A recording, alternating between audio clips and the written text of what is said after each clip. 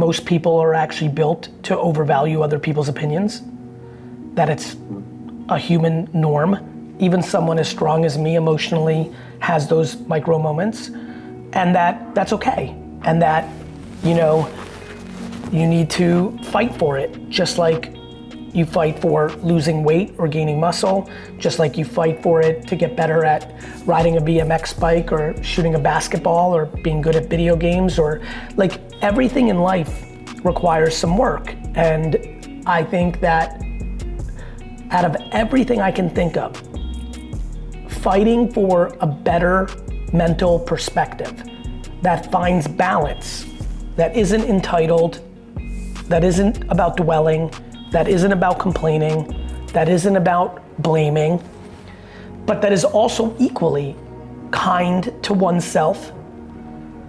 You know, like, just because I often say everything's my fault, but that doesn't mean I feel like a piece of shit. That means I feel empowered to fix it.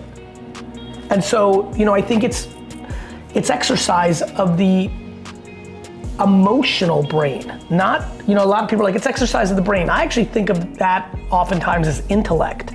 I think what I'm talking about is exercising emotional intelligence, exercising the brain that sits in your stomach, the one that dictates your anxiety or your confidence. So, you know, I think mindset is an interesting word that often translates in my brain into controlling one's perspective. Do you have control of your ability to be positive versus negative, optimistic versus cynical, hopeful versus dwelling? And so, you know, that matters a lot. And then once you get there, then it becomes about execution.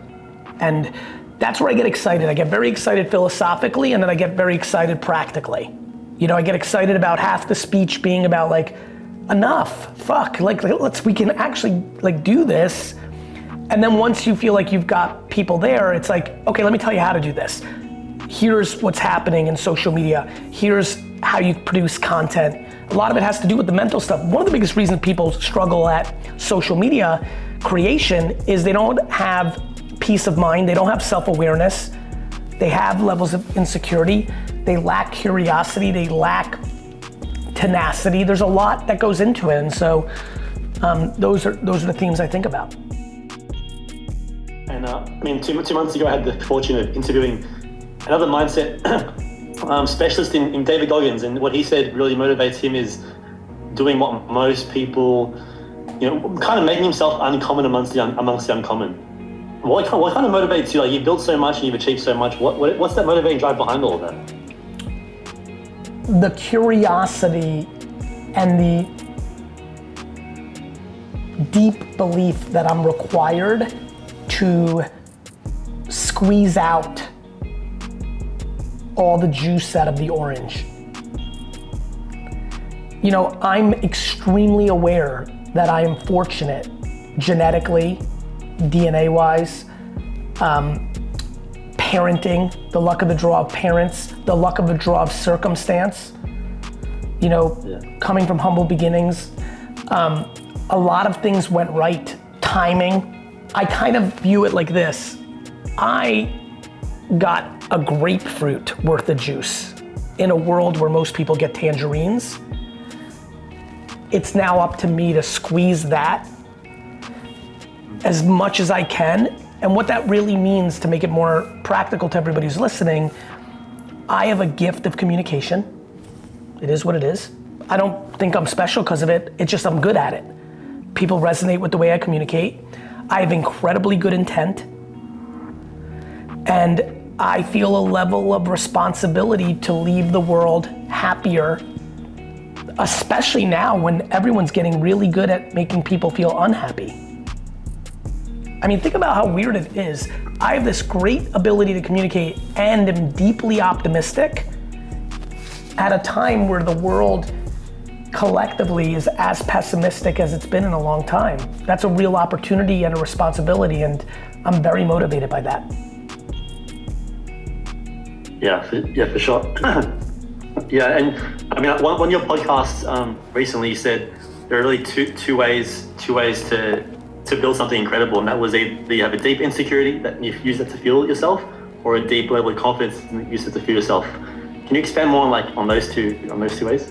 I'm glad you picked up on that. You agree? Actually, I'm going to reverse this a little bit. That hit you, right? Like, given the way you've navigated, what you're interested by, you can 100%. See that, can't you? 100%, 100%.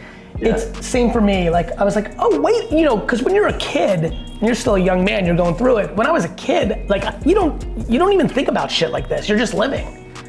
And then as I started to achieve and where it really hit me was when I started surrounding myself with fancy other people.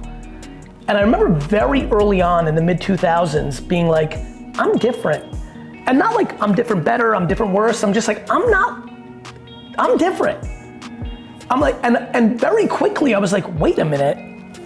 A lot of these people that are winning, they have a different fuel. It's kind of like what is it like in America, like gas and then petroleum? What's the other thing that's like the other unleaded and like, what's the weird gas? Diesel. Like growing up in America, I don't know if this is the way it is in Australia or this is universal, but like in America, there'd always be this like weird other gas pump that was like diesel, and like you'd never see anyone, like I had one friend, big shout out to T. Adam Blum, his car was diesel. I thought it was, but like, and that's how I think about me. I'm like, man, all these people are driven by this insecurity, I think, and of course I have insecurities like anybody else, but I'm like, but predominantly I'm driven by love, not hate. Predominantly I'm driven by hope, not like scarcity. And I sensed it, and that's why I keep an eye on it. And pretty much I feel like the people that I see at the highest levels in the world of achievement are driven by one extreme or the other of confidence and insecurity. And I'm very grateful that mine is around love and confidence. And honestly, I say that as a complete and utter compliment to my parents. I don't think I did much in that. When I look at my companies, when I look at the people I touch, it feels a little bit better. But like, for me, when I talk about myself, that's just talking about what my parents did.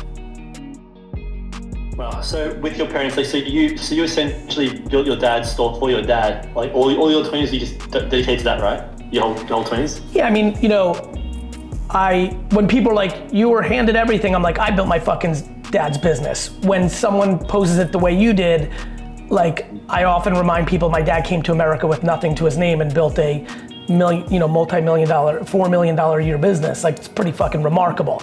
On the flip side, yes, from 22 to 34, 6 to 7 days a week, 12 hours a day, I built my dad's business for him. Which is really rewarding. But like when you're 47, you get to look back like, I wish I took more vacations and weekends for myself. I wish I was able to communicate better to my dad and tell him like, hey, maybe I should get a little bit more of it.